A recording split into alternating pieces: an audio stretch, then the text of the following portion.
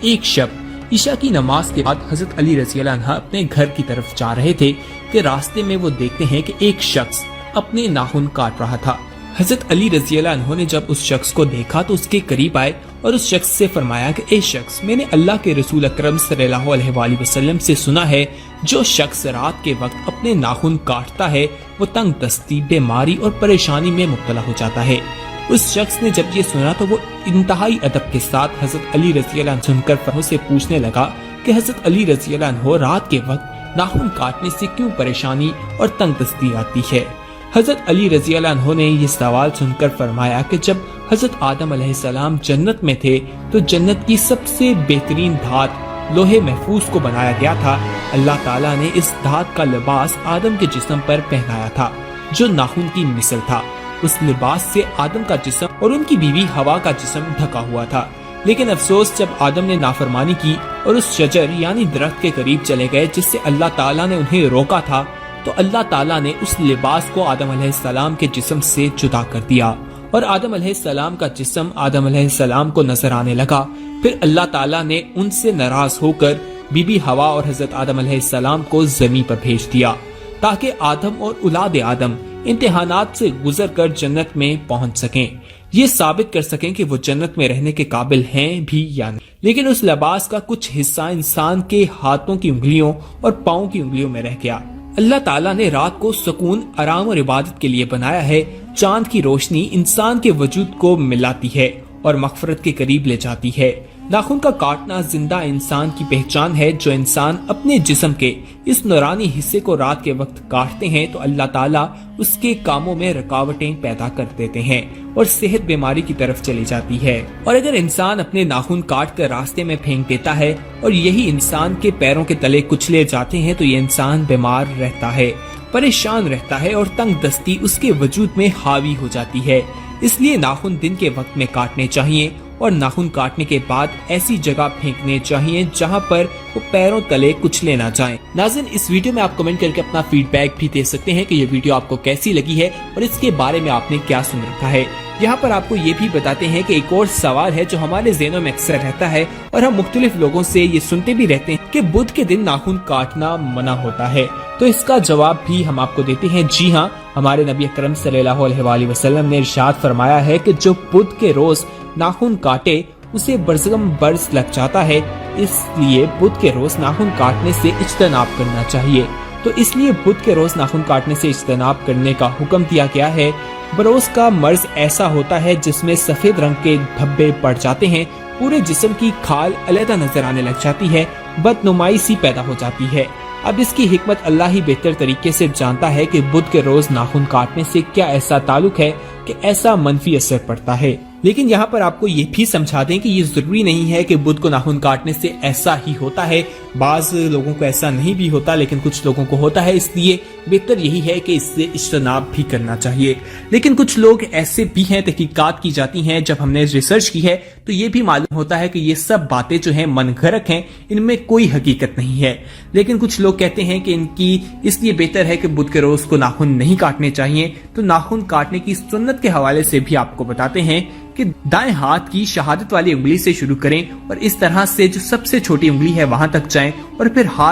دوسرے ہاتھ کی بائیں ہاتھ کی جو سب سے چھوٹی انگلی ہے وہاں سے شروع کریں اور انگوٹھے تک آئیں، اور پھر آخر میں دائیں ہاتھ کے انگوٹھے کا جو ناخن ہے اسے کاٹیں اور دائیں پاؤں کی جو سب سے چھوٹی انگلی ہے وہاں سے شروع کر انگوٹھے تک، پھر بائیں پاؤں کے انگوٹھے سے چھوٹی انگلی تک جائیں۔ اس ترتیب سے ناخن کاٹنے چاہیے۔ یہی طریقہ حضور اکرم صلی اللہ علیہ وآلہ وسلم کا ناخن تراشنے کا شامی میں منقول کیا گیا ہے، جس کی عبارت کے حوالے سے بھی آپ کو بتاتے ہیں، جس میں کہا گیا ہے کہ ناخن جمعے کے دن نماز سے قبل کاٹنا سنت ہے۔ حضور اکرم صلی اللہ علیہ وآلہ وسلم جمعے کے دن قبل از نماز جمعہ مونچھے اور ناخن کاٹتے تھے۔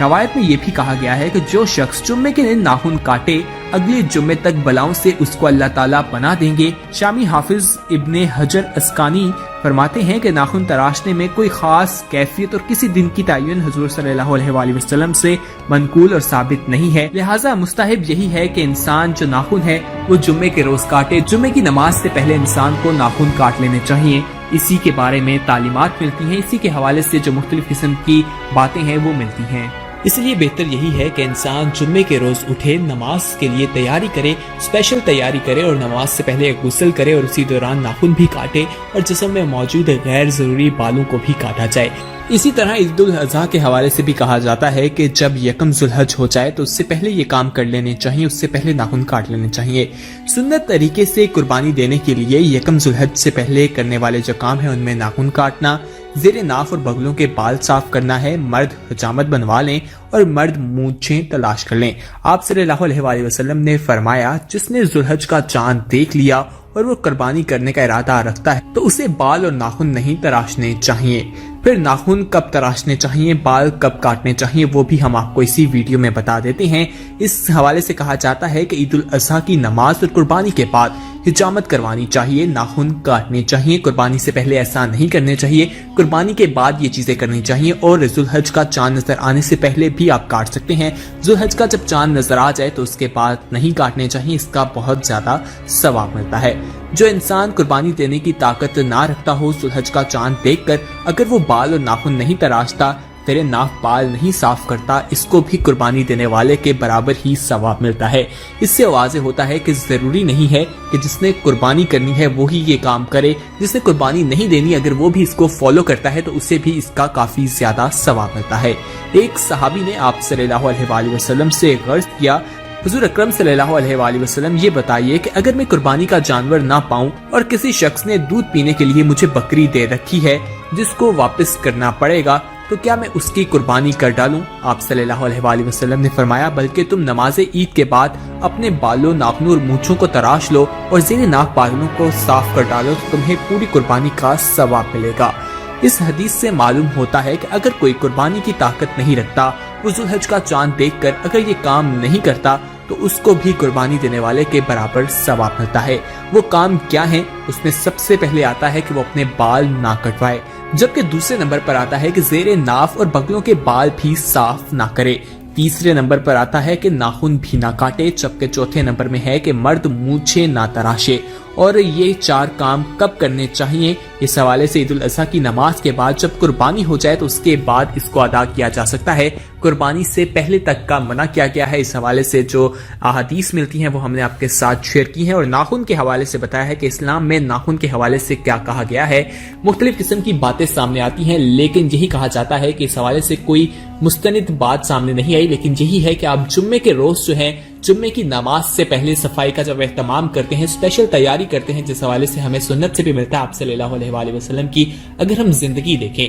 اس سے بھی ملتا ہے کہ آپ صلی اللہ علیہ وآلہ وسلم جمعے کے دن خاص طور پر تیاری کرتے تھے۔ اس لیے ہمیں بھی چاہیے کہ جمعے کے روز ہم جمعے کی جب تیاری کریں اس روز ہی اپنے ناخن کاٹ لیں، اور ناخن جو ہیں ہمیں کاٹتے رہنے چاہیے، ہر ہفتے بعد اپنے جمعے کے روز اپنے ناخن تراشنے چاہیے، کیونکہ جمعے کا روز ایک بابرکت دن ہوتا ہے، اس دن صفائی کا بھی خاص اہتمام کرنا چاہیے، اسپیشل تیاری کرنی چاہیے، خوشبو لگا کر مسجد میں جانا چاہیے، کیونکہ اسلام نے ہمیں اس چیز کی تعلیمات دی ہیں، اسلام نے ہمیں اس کا درس، اللہ کے نبی حضور اکرم صلی اللہ علیہ وآلہ وسلم کی زندگی سے ہمیں یہی پیغام ملتا ہے، اور ہمیں اسے فالو بھی کرنا چاہیے۔ خواتین و حضرات، امید ہے کہ یہ ویڈیو آپ کو پسند آئی ہوگی۔ اس ویڈیو میں ہم نے آپ کو ناخن کاٹنے کے حوالے سے بتایا ہے، اور ساتھ ہی یہ بھی بتایا ہے کہ جو مختلف قسم کی باتیں کی جاتی ہیں کہ کس روز ناخن نہیں کاٹنے چاہیے، جیسے کہ کہا جاتا ہے کہ بدھ کے روز ناخن نہیں کاٹنے چاہیے، اس حوالے سے بھی آپ کو بتایا ہے، اور ساتھ میں ذو الحج کے مہینے کے حوالے سے بھی بتایا ہے کہ جو اس حوالے سے کہا جاتا ہے کہ اس ماہ یہ چیزیں نہیں کرنی چاہیے، اگر ہم ایسا نہیں کرتے تو اس کا ثواب ہمیں قربانی کے برابر ملتا ہے۔ ناظرین، امید ہے کہ یہ ویڈیو آپ کو پسند آئی ہوگی۔ اس ویڈیو کو اپنے دوستوں کے ساتھ لازمی شیئر کیجیے گا تاکہ ان کے علم میں بھی اضافہ ہو۔ ساتھ ہی ساتھ اس ویڈیو میں کمنٹ بھی لازمی کیجیے گا، اپنی رائے کا اظہار کیجیے گا کہ آپ کو یہ ویڈیو کیسی لگی ہے، اور اس ویڈیو کے حوالے سے، اس ٹاپک کے حوالے سے بھی بتائیے گا کہ آپ نے کیا سن رکھا تھا اور اس ویڈیو سے آپ کو کتنا فائدہ ہوا ہے۔ ساتھ ہی ہمیں آپ یہ بھی بتا سکتے ہیں کہ آنے والے وقت میں ہم کون سی ویڈیوز، کون سے ایسے ٹاپکس ہیں جو آپ کے ساتھ شیئر کریں، جو آپ چاہتے ہیں کہ اس کے ذریعے آپ کے ساتھ شیئر کریں، وہ ضرور ہمیں کمنٹس میں بتائیے گا۔ اور اگر آپ نے ابھی تک ہمارا چینل سبسکرائب نہیں کیا تو فوراً ہمارا چینل سبسکرائب کیجیے، ساتھ ہی بیل آئیکن پر کلک کریں تاکہ مزید آنے والی ویڈیوز کے حوالے سے بھی معلومات حاصل کر سکیں۔ مزید اسی طرح کی ویڈیوز دیکھنے کے لیے دیکھتے رہیے ہمارا چینل۔ اگلی ویڈیو تک کے لیے ہمیں دیجیے اجازت، اپنا خیال رکھیے، اللہ حافظ۔